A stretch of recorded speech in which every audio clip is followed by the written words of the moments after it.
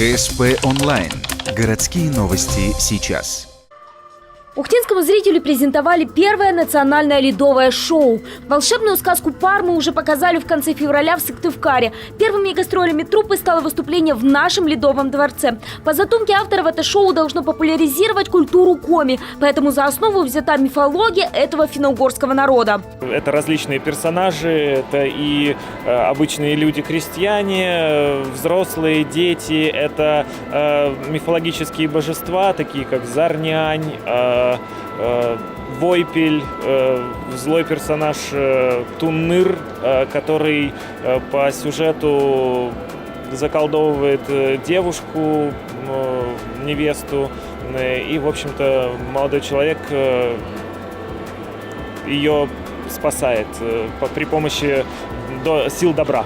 Чтобы было интересно смотреть, придание решили сделать удобоваримыми. Декорации выполнены в популярном последние годы стиле этнофутуризм. К нему же можно отнести и музыку руки композитора Михаила Бурдина в аранжировке Владимира Морозова. Правда, в желании угодить современному зрителю создатели все же немного увлеклись и почти начисто стерли из мифологии национальную самобытность. Например, оставив в костюмах от коми разве что орнаменты. Но если закрыть на это глаза, постановку можно считать удачной. Ее участниками, к слову, стали 50 человек. Самому маленькому артисту всего 5 лет. Малышу досталась забавная роль песика главной героини. Роли взрослых сыграли наставники юных сыктывкарских фигуристов.